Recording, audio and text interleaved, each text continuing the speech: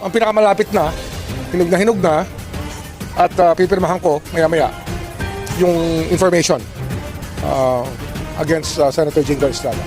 Ay sus, halata naman mga ginagawa nyo.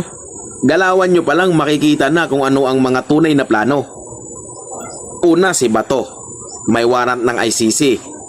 Pangalawa, si Marcolita, kinasuhan nyo ng bribery.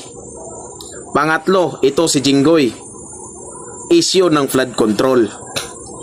Talagang gumagana lang sa kalaban nyo sa politika ang batas at institusyon ng gobyerno. Sino ang sunod na kakasuhan yan? Si Bongo. Tapos sunod nyo si Robin Padilla dahil tinakas niya si Bato.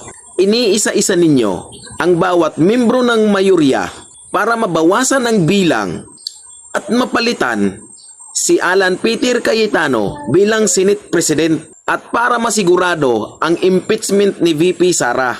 At madali nyong baguhin ang plano nyong pagbago sa 187 Constitution at maendorso ang charter change sa Senado upang ma-extend ang termino ni BBM ng walang hadlang at walang pagdidibatihan. Dahil isa lang talaga ang layunin nyo, ang manatili sa kapangyarihan at pagharian ang buong bansa. At tingilain kayo na para bang Diyos dahil kontrolado nyo ang batas.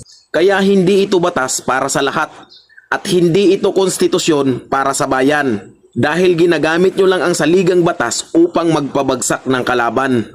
Imbis na protektahan kaming mga mamamayan. Ano ba nagiging benepisyo ng taong bayan sa ginagawa nyong pamumulitika? Dahil ang gusto namin, panagutin ang lahat ng sangkot sa flood control scam at ipasole ang pirang ninakaw. Hindi yung kung ano-anong kaso ang ginagawa nyo sa kalaban nyo sa politika. Naghirap na ang taong bayan. Hindi na makontrol ang inflation. Ang tataas na ng mga bilihin. Umiiyak na sa hirap ang mga magsasaka at mga mangingisda dahil sa taas ng diesel at gasolina. Bagsak na rin ang ekonomiya. Tapos ang ginagawa nyo lang, pamumulitika. Inuuna nyo pa talaga yan? Tapos ang pirang ginagastos nyo para sa ginagawa nyo ay pira ng taong bayan.